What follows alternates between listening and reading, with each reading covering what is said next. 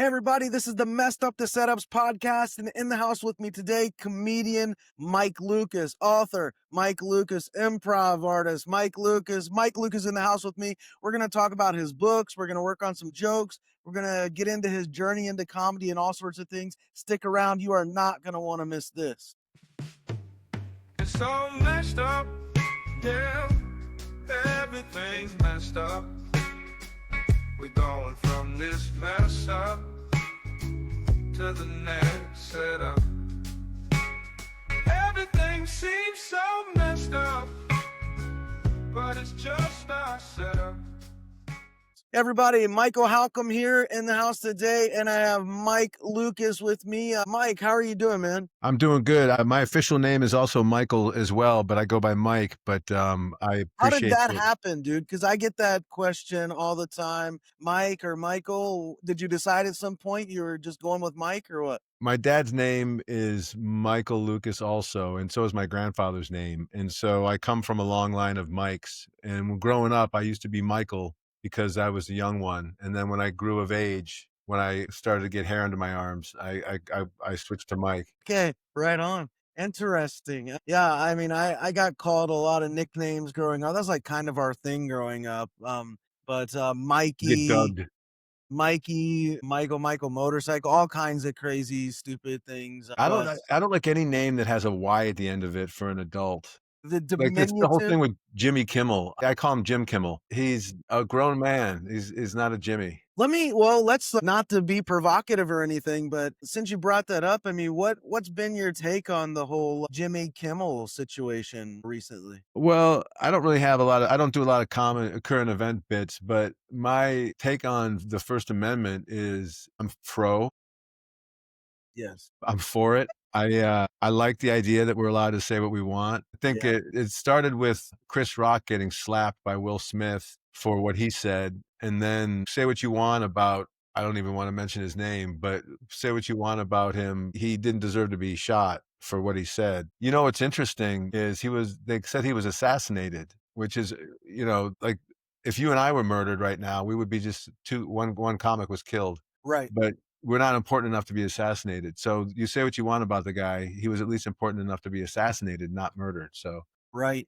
It's that that's why I live to get to the importance to where I'm assassinated. Right now, it'd just be Mike Lukas was shot in the head for for being an asshole. Yeah, I mean, so like I'm a Christian, but I've also heard the language of him being called a martyr, which is pretty. That's pretty intense, right? Like Yeah. you gotta be affect a lot of people to get to that point. I didn't really agree with a lot of the stuff he said. What I liked about him was that he was at least, and this goes, we started talking about Jimmy Kimmel, and now we're talking about Charlie Kirk. But he was debating with people, which is I Right. like, but I don't know that the debates were done except for like in a snarky way. And I hate snark. I hate snarky dudes. Yeah, well, what about that? It's like lawyers, and so but that's what I like about Jimmy Kimmel, to get back to the point, is he's not snarky. He's just funny. And some people don't like him, and that's good too. That's how you know you're doing well. If you Mm, don't get any dislikes on your YouTube posts, then what are you really saying? yeah, I mean, and speaking of Charlie Kirk, I mean, a lot of people didn't like him. So I like No, yeah. if that's the litmus test, right? He must have been doing some stuff right too. And Y then just as like yeah. see the But it doesn't turnout for deserve to his be shot for memorial. that. That's the thing. That Right. has to be made clear, is none Right. of us who speak out deserve to be shot for what we, or slapped. Right. Chris Rock didn't deserve to be slapped for what he said, but he Right. did get that. So it's a slippery slope where if you allow people to fight back against the First Amendment, then we're gonna take ourselves out of the picture. Right. I mean, it is interesting. Like it seems like there has definitely been an increase in like violent reactions or retaliations, Yeah. whatever you want to call them. And it's interesting that you sort of anchoring down on the Chris Rock thing, and then of course the Dave Chappelle thing happened. He got tackled on stage Right? shortly after, right? Like, And that's for his take on the trans movement, and right, his that's questionable too, like you could argue that he's pro-trans and he's just poking fun, and you could argue that he's anti because he doesn't understand it, but he doesn't deserve to be tackled on stage by somebody. And like we see it all the time in these First Amendment auditors. Do you ever watch those guys online? The First Amendment auditors, they're the ones that go out, they go to the post office and to police departments and to any public space, and they just film and they wait for somebody to they say they pressure test the First Amendment, and they wait for somebody to push back, and they say I have the First Amendment right as a press, self-appointed press, to take these photos, and people fight back. Some people will punch them and will hit their cameras, and you can't do that. That's Right. the jester is the First Amendment Right. expresser. We've been sending bad news to the king for a long time, and that's our job as comedians, And Right. so if the First Amendment is messed up, we are screwed. Right. I tend to think, I mean, Charlie Kirk, he's out there on these college campuses engaging, I think, in good faith, debating, people and having these discussions. And then, so it's interesting to see him doing that. He's sort of a champion of free speech. And then the Jimmy Kimmel thing happens and his free speech is sort of shut down in a way. I mean, he's still Yeah, allowed to say what he wants, just not on this particular network.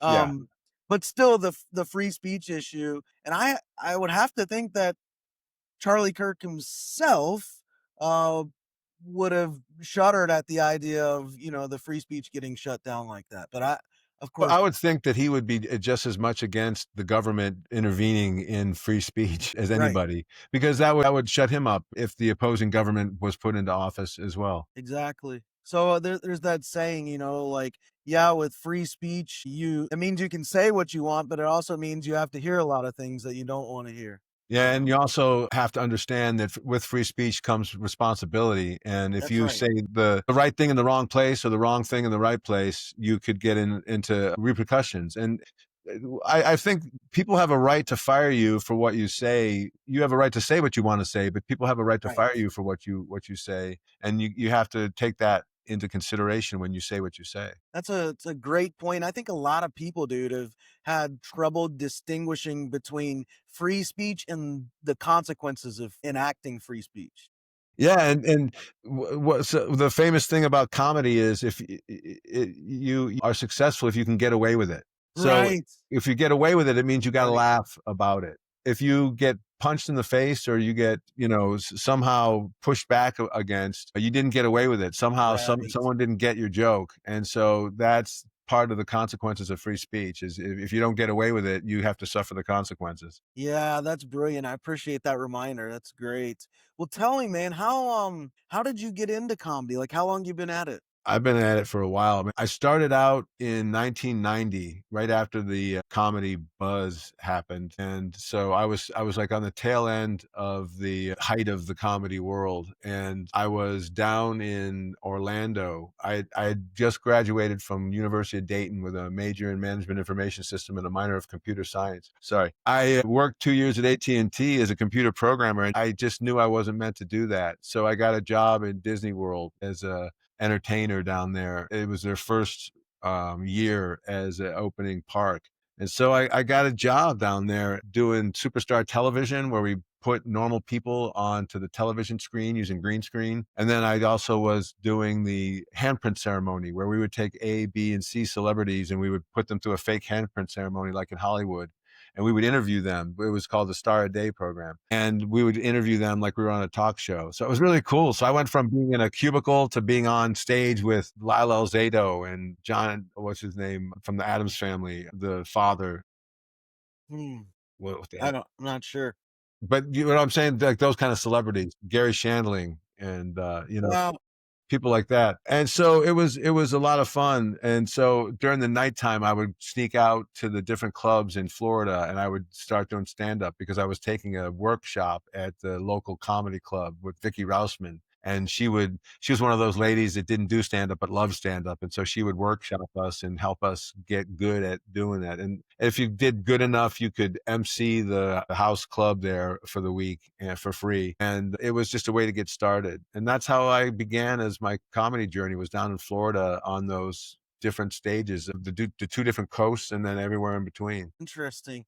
how did you get into like writing about comedy? I'm like somebody who I'm a writer, I'm an author, I co-own a publishing house, have for over a decade, but I'm very fascinated. I teach writing at the college level, Cool. very fascinated with all things sort of related to writing and authorship. And oh, I don't know. I think it takes a rare kind of talent to be able to shift into that mode. So how did Yeah. that happen? Well, it was happening pretty organically. I continued with my career for a long time. I was writing some short stories in my earlier. They became a book eventually that I published, self-published. But I didn't really do a lot of writing besides my stand-up comedy, and even that I was struggling with because I was really funny on stage and I could work bits out in the moment.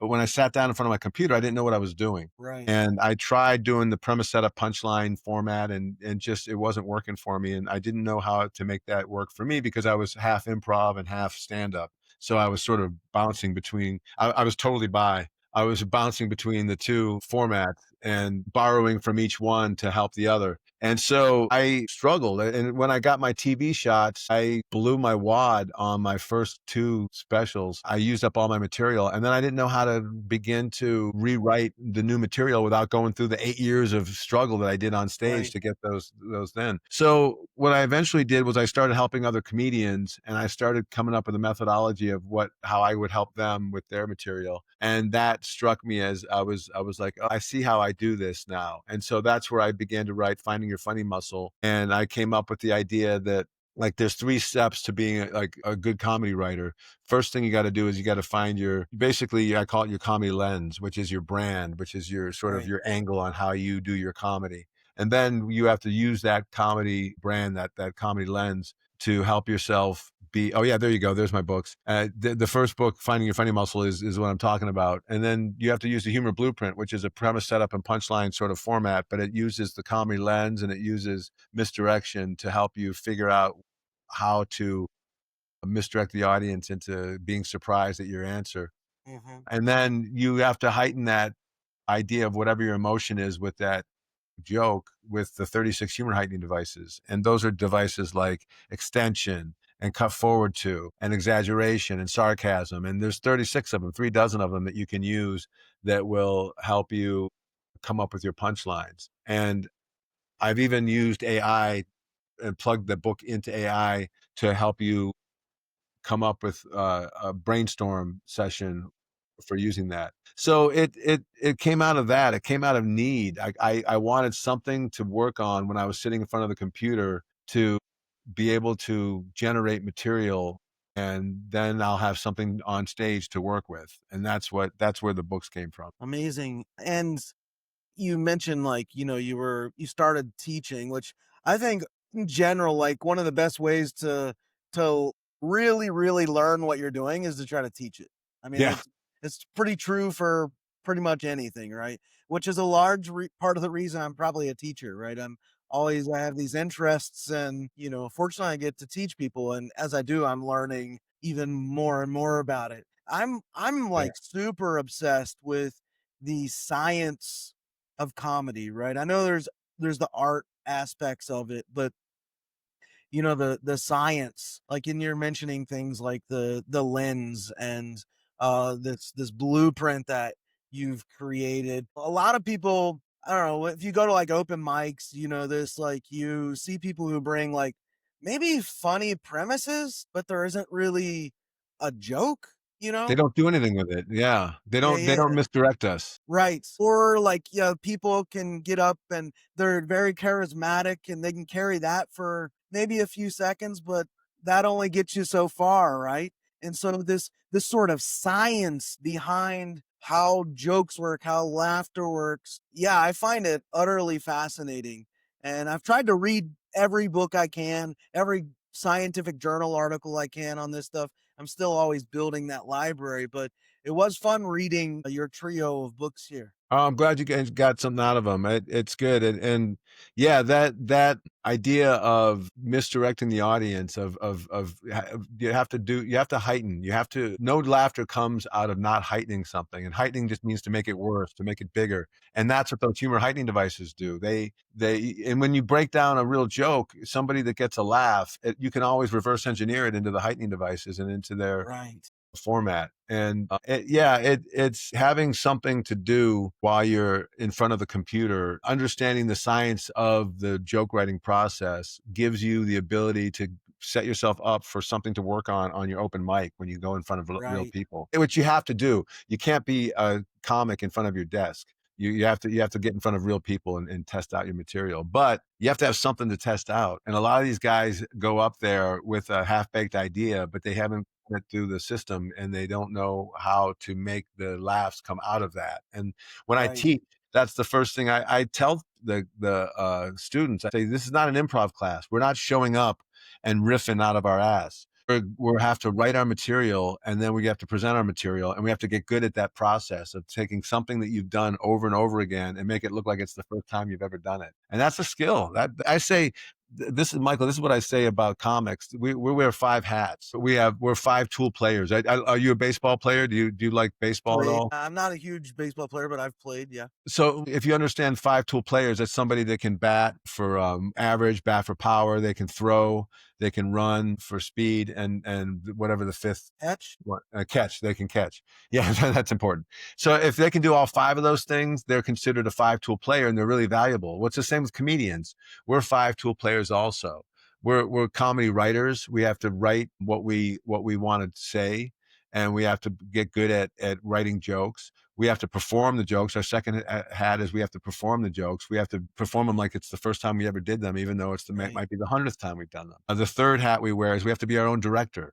We have to direct where we're going on stage, what our theme is, where we're standing on stage, what order we're doing our bits in. That's all directorial skills. The fourth skill, we have to be a traveler. A good comedian has to go from point A to point B in the cheapest and the most efficient way possible, because if you don't, you get burned out. And if you get burned out, it's hard to recover. And then the fifth one is you're a business person. So you're trying to manage a business. So you're trying to get your social networks down. You're trying to book your work. You're trying to show up for your work and be on time, and you're trying to create new material for your new gigs, and you're trying to look for management so that you have somebody to do that part of your job for you. But until you get management, you are in charge of those 5 tools. And Right. if you don't understand that, you're be an unbalanced comic. Right. And the crazy hard part, I mean, I'm still all 5 of those things, right? So the crazy hard part is doing 4 of those really eats into doing the other one, which is joke writing, you know. You could get lost in all that other stuff, and then your joke writing suffers. Yeah, for Yeah. sure. It's tough. So yeah, I appreciate that. What would if you could give, I mean, you got a ton of advice. If you could give like 1 or 2 key points. Like imagine somebody's watching this that is on the verge of like, I'm gonna try to do stand-up comedy. Besides buy your books, which I highly recommend, That's my number one. That's my number one. Buy my books. go I to can't emphasize that enough. funnymuscle.com, buy the 3 books. They're there. But You can also like get them what at Amazon or at Barnes and Noble, just there so you you know. go. What would be like maybe 1 or 2 things that you would just be like, this and this? Well, like the first thing I would say to a new comedian is, if you want to stand out amongst the thousands of other comics that are going to be around you, you got to begin to find your comedy lens. You got to figure out how you are different from everyone else. And the only way to do that is to begin to look at where your differences are and why you stand out. And in the books, I teach you how to do that with answering 4 questions. And there are 4 simple questions, but from that, you take the answers and you manipulate the words in there to help you find your comedy lens. And that's the first thing I would say, is because if you want to be original, you want to be memorable, you want to be quotable, and you want to be funny, you've got to have an original take. Otherwise, you become Mm, what I call a corner quipper. And it's somebody who just might be kind of cute or funny. They do a lot of dad jokes. They do a lot of like sort of generic jokes, but you don't remember who they are. You don't remember that comic. But then you get somebody like Rodney Dangerfield. I get no respect. And he says that over and over again. that's his comedy lens. He says it's comedy. Most of us don't say our comedy lens out loud. But someone like Rodney Dangerfield has a very clear lens, and we get to know him very easily. Same with Jerry Seinfeld. He's the man who makes a big deal out of nothing. We figure that out by watching his act very quickly. But we figure out that he's original because of that. Same with any of the comedians, Bill Burr, Wanda Sykes, anybody who's out now originally who has their own comedy lens. And most of these comics, believe it or not, have not read my books. They have just come to this conclusion on their own where they go, I need a brand that I work from that affects and informs my writing. And that would be the first thing I would say in terms of advice. The second thing I would say is you've got to learn about misdirection. You've got to learn about heightening. You've got to learn to misdirect the audience into thinking that you're going in a normal direction. And then you've got to hit them with a different direction by heightening what your emotion is in the joke. Like just a real simple lesson that you learn from taking my classes is the difference between a topic and a premise. A topic is an idea that you have for a joke. It could be something like a cell phone or a dog. A premise is where you take an emotional take on that topic. And you say, like, I'm jealous of my dog because he doesn't have to speak English, or I'm angry at my phone because it knows all the answers and I don't. But Right. you have an emotion. Those become premises, and those become things that you can heighten, and you would heighten that emotion that you're angry or that you're jealous. And through that, you can begin to learn how to take a topic or idea and turn that into a premise, and then turn that into a punchline. And it's a process that you sort of learn through my books or through my classes or on your own. And you have to do that. And when you don't do that, when you don't have that thing happening, that's when you have this like half-baked idea that sort of just sits there. Right. Another thing I see in place of that often is sort of just the like shock humor, like the just lapses right into vulgarity or cussing, or just like, let's say the most shocking thing we can. And people don't laugh because it's funny. They laugh because they're uncomfortable. Right.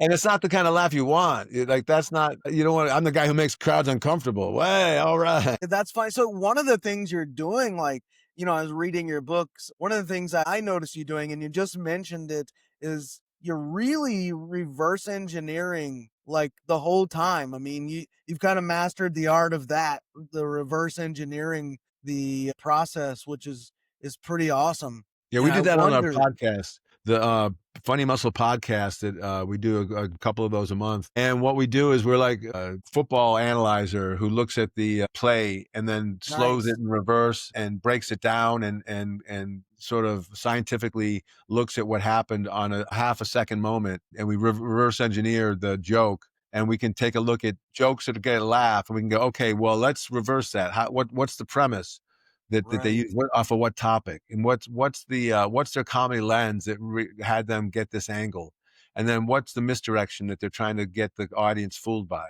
and then what's the punchline that they get out of heightening that emotion, and how did it come out of that? And we do that, and we look at it, and we reverse engineer. And I guarantee you, not one of those comics thought of that while they were writing their joke. It's not that. A lot of times that's not the best way to write a joke. A lot of times a good joke comes out of your mind. It just pops in right. there. And then this system helps you formulate it so that it doesn't look half baked. One of the things, man, I'd love to hear you speak to this. I'm super curious about your response to this. I've heard over and over and over, it takes a good 5 to 10 years to figure out who you are. And I like get that. I personally don't agree with it. One of the things I think your book helps do is hack that. I think that's exactly right. Yeah, I think that if you don't understand that that's what you're trying to do, it could take you 5 years because you don't know that you're doing that, and you have to get to it organically without trying. If you know that that's what you're trying to do, and you know that that's the goal, you might not find your comedy, the right comedy. Like I'm on my third comedy lens because my first two comedy lenses described me, but they didn't describe my comedy. They describe what I look like. And they Mm, can tell that by just looking at me when I walk on stage. They don't need to know that I'm the tall, bald comic or that I'm the pale guy from Florida. Those are my first two lenses. And those didn't tell you anything except for what they could tell by just looking at me. And then now, um, I'm the clumsy Aspie hole. I'm right. I have Asperger's, I'm autistic, but I always say, I haven't been diagnosed, but I've been accused of it. And so by not knowing that I'm this thing, I've become an ass hole. I've become like sort of a jerk about it, but it always backfires on me. So I'm clumsy. Mm. And I noticed that that's how all my bits work. My bits work under that lens. And that's what helped me realize, oh, I was unclear about that. And I was only hitting it organically without being conscious of it. And then those bits would work. And then when I wouldn't hit it, those bits wouldn't work. But I didn't understand why Do at the you time. do you think that I mean, you mentioned you're on like your third lens, probably because the first two didn't really describe you, but do you think that as a person ages and goes through different life experiences, the lens shifts? Yeah. And it's allowed to. Yeah. Yeah, that's the beauty of the comedy lens is it shifts as your point of view shifts because a lot of comics start off very young Right. and their life angle sort of changes as they maybe get married and have kids. Maybe they decide not to and they get older and they have certain parts of them that become newly established. And so that's what I always tell people. You can always change your lens and you can always morph it. And it's whatever it helps inform your writing. The lens is there to be helpful and that's not there to hurt you or to be in your way. Right. Is comedy, stand-up comedy, a young man's game? Yeah, like the like anyone can do it. I still do it, and I'm about to be 60. But as far as going out on the road and traveling and living in condos and opening for $50 and starving on the road, driving hundreds of miles a day just to get to your gig, and that's all young man stuff. That's all stuff that you do when you don't know any better. Now, as I'm older, I'm like, I want to fly first class. Yeah. I don't wanna do that gig because it's too early, it's too late, there's too many white people at the gig. It just depends on what I'm just kidding, I'll perform for white people too, I'm not prejudiced. There are gigs that have certain like, the audiences have certain looks to them that some of them are really old crowds, some of them are a lot of couples, some of them are a lot of single people that are always drunk, some of them are a lot of military. And you have to begin to understand that too. And again, that's a young man's, that Steve Martin said that the comedy is a young man's game. And in a lot of ways it is. I don't want to say that you can't do comedy if you're an older guy, because like I said, like I do it. And so I don't want to talk me out of the business, Yeah, but right. it's a lot easier when you don't have as much at stake. Do you think social media has relativized Martin's statement? I mean, Yeah, I think the social media might be a young man's game too, though. Like you, when you begin to look at it, you might go like, "Why am I doing this? Why am I making a video of me going, it's gonna be a great week," you know? And I just did one where I was like, "It's gonna be a great week," and then I had myself with a low voice going, "I keep telling myself that." And it just loops over and over again. And then at one point I'm like, "Why am I doing this?" I'm just trying to get follows and likes, and right, I'm trying right. to get people to come buy my books, and those questions are what old men ask themselves, not young Yeah. men. That's funny. I mean, comedy seems like, to be a stand-up comedian today, as you're saying, you gotta be the 5 things, but it is way more than just the writing jokes and performing. I mean, the social media thing in and of itself is just, uh, Huge. a crazy animal, right? I mean, Yeah. it's huge, and you And it's have so hard to understand. It's easy to know how to do mm. it, but it's hard to understand and know how to master it. Right, the algorithms, they're changing and Yeah. developing and trends and all the different platforms, right? Like, there's so many stupid platforms, like, that's the most frustrating part about it, and I've then, done like videos on TikTok that have gotten 0 views and 0 likes, and I'm like, "How does 0 people like, that's impossible." Like, I could see, like, 50 people watched it and nobody liked it. That I get. That I get. Okay, it was a turd, my bad. But 0 people looked at it? How do you, like, not look at it? If that means the algorithm said, "Nah, not for you." it's crazy, I mean, I had one video on YouTube got, like, 20,000 views, right? And then the next one's, like, 200, and it's just like, Like, "How?" dude, trying to figure it out is insane. I mean, That's great though, 20,000 views feels good. You watch it climb, you're just like, "How big is it gonna go? Keep going." Only right? 20,000. Yeah. No, dude. So I find it very challenging. And all that crap, as I said, eats into the time I could be Yeah. writing on jokes, you know? That's your fifth hat, and your fifth hat is nowadays way busier because it's not like it used to be. When I was in the prime of my career, the comedy clubs attracted an audience, and then Right, the audience respected the comedy club and said, "I respect you, and I expect you to bring in a really good comedian. I've never heard of them, but I bet you they're going to be great." And sure enough, because the club is great, they only book great club. That comic ends up being great, and you get to see somebody you never knew about. Days, it's all about how many butts can you put in the seats? And if you can't put butts in the seats, we don't want to book you. And the right. problem with that is a lot of these social media hipsters can put butts in the seats, but they can't entertain them for 45 minutes. Right, right. It's one thing to make that 15-second TikTok video, right? It's another thing to have a 45-minute set. Yeah, Exactly. totally, totally different. And that looks really bad for the club when they bring all those people in, unless the guy pulls it off or the girl pulls it off. If they figure out how to be unentertaining for 45 minutes and not have people be pissed off, if they take a lot of Right, pictures, if they do a lot of crowd work, I don't know what. Like I've never been not entertaining for 45 minutes, so I don't know how to do right. it. What's your we'll sort of wrap up with this before we lead into the other stuff, but what is your take on crowd work? I know there's a lot of sort of debate and clamoring and arguing about crowd work amongst comedians these Yeah. days. Are you pro, con, against, whatever? Like what's your take on crowd work? I love crowd work. I think crowd work is an essential part of comedy. I think it's a moment in time where you and the audience are in a real time, a real moment, a real Like thing you're in sync happening. with one another. You're totally in sync, and they can tell for the first time that night that you are not doing a memorized sketch. You are doing something based on what they did, and then you're showing your real humor, your real funniness by responding quickly to them in a way that makes a group of strangers laugh. Now, that said, the use of it in social media is bull.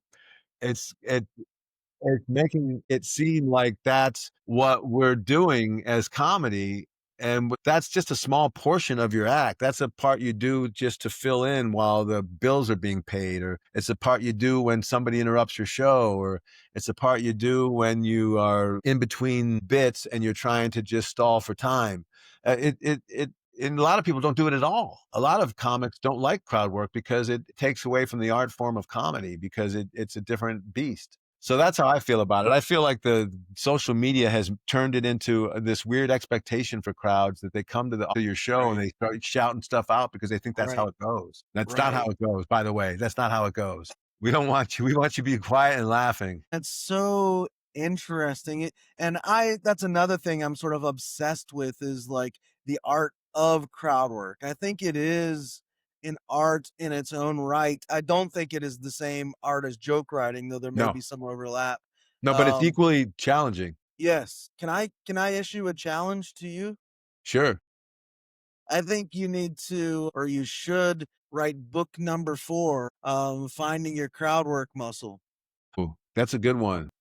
And I think this is something that like I said, I'm really obsessed with. And I've been studying the crap out of crowd work for about 2 years, just like hardcore and Nice. doing the reverse engineering of principles and all the kind of same stuff you're doing. So if you want to co-author anything, let me Yeah. know. Well, the thing about crowd work is I'm a little bit different in crowd work. A lot of crowd work is you suck, you swallow. It's Right, that kind of right, stuff. And I never did that way. right, You suck. And I would always be like, whoa, you're having a bad day. Let's talk about your bad day. right, You know, right. I would make them part of the show. And one of the examples I always use is when I went out in front of about 2,500 people one time opening for a comic. And the first thing someone shouted out was, buff your head for a nickel, before I said a word. And I was just like, oh, okay, I'm going to have to deal with this. And so I did a whole series of crowd work with this guy who said, buff your head for a nickel. And I got him to be part of the show to the point where I had him at the back of the room while we're all leaving going, hi, I was part of the show. Buff your head for a nickel guy. How you doing? And I had him at his job the next day bragging about being in the show, and he was That's mopping the awesome. bathroom floor. And he was, you should have seen me last night. I was buff your head for a nickel. I was a great man. I was just, and so I worked him in throughout the whole show, my whole show, 20 minutes to do. And so I worked him in periodically, and I did crowd work with him as the show went on, and I kept referencing back to him. But by the time I was done, he was like, "No more, no more." So it was the same effect as "You Suck, You Swallow," but it was a different way. It made everybody laugh, and it made him laugh. Right. Oh, brilliant, man. But that's a good idea for book number 4. I'm looking for something new to do. Yeah. Well, That's a good one. yeah, if you need a convo partner, let me know. But Okay, I will. Yeah, it sounds like you've been doing a lot of research. I think you can pull it off, man. I think it'd be a great book. And just straight up, dude, nothing like that exists. There is no book in the comedy space that I know of No, me either. that talks about crowd work. I have a ton of articles, journal articles, scientific things that I think factor into this, but yeah, it's a fascinating subject. So Ooh, idea planted, seed planted. Thank you. there you go, man. See, something good came out of this. Just one thing, just one thing. Just one. But dude, I appreciate you doing this first episode. For those of you watching or listening, we're gonna do another episode, and in that one, Mike's gonna bring a joke, and I think or like some content. I think we're gonna run it through his joke blueprint and see if we can, punch it up or tag it or whatever. So that's gonna be fun. Make sure you subscribe and stay tuned so you know when that comes out. But dude, great to meet you, Mike. This was really You fun, too, man, Michael. and pleasure for me. And for those of you who are watching or listening, head over to funnymuscle.com and you can check out Mike's books there and a bunch of other things. But Mike also has another website. It is mike-lucas.com. Now, Lucas with a K. Yeah, Lucas with K. It's Lithuanian. Yes, there you go. So mike-lucas.com. You can see some of the other books he's written on there as well. It looks like you're doing like short stories, like novels, stuff like that as Yeah, I've well. got kids' books, I've got short stories, I've got novels. I've been a bit of a prolific writer and trying to get these things out. But the Funny Muscle series are the bread and butter. They're the ones that everybody seems to really like. And Mm, I also do another one in the Funny Muscle series called The Business of Comedy, and that's where I talk about the 5 tools of comedy, and I talk about what it takes to be a professional comedian. And I have 21 sort of takes on that. And so mm. that's that book you can actually get for free if you join my mailing list. Right on. Yeah. So that's over at the funnymuscle.com site. But and then I've got my AI that I do, and that is sort of like a writing partner. AI is not the answer. AI, if you're Right. looking for AI to write your jokes and to be like take that part of your job away from you, I wouldn't hold your breath. But if you're looking Right. for a writing partner that cares about you and only you and not itself, Carl is the guy I wrote, which is the Funny Muscle AI, and I also Mm. wrote a book that allows you to program your own AI, your chat GPT into your own AI beast. So So, that's the that's FM under, it should Funny be Muscle. under AI, look under maybe yeah, there it is. That's the book, and then Carl's down below, I believe. Yeah. Yeah, there's Carl. Nice. And then you have your podcast going as well, and you do coaching. What's that look like? Yeah, the coaching is great. The coaching is I take you through and I teach you how to find your own comedy lens. I teach you how to use the humor blueprint, and I teach you what the 36 humor heightening devices are and bring you through those and help you begin to take your material, your ideas, your half-baked ideas, and show you how to begin to formulate those into real jokes and into a real act. And I've got a dozens of clients that I work with that I do that with. And it's $100 an hour, but it's well worth it. And I don't make you go every week. I make you go when you need it. Well, you got a lot going on, man. So I appreciate you carving out time to do Oh, of this. And course. this has been really fun for me, dude. Real treat. And hopefully for everybody watching and listening out there as well. So check those websites out. And when you're done with that, head over to michaelhalcomb.live and subscribe there as well. And you can see all the social handles and whatnot. But I'd be grateful for that. So we're gonna wrap up episode 1, your part 1 here of the Messed Up to Setups interview with Mike Lukas, and stick around with the podcast so you can catch part 2. So Mike, dude, thanks so much. And Thank you, Michael. Appreciate yeah, it. And we'll man, see you in thanks to part 2, everybody. everybody. Yes, thanks for watching, listening. We're gonna stop there and say we hope that helps. It's all messed up, yeah. Everything's messed up. We're going from this mess up to the next setup. Everything seems so messed up, but it's just our setup.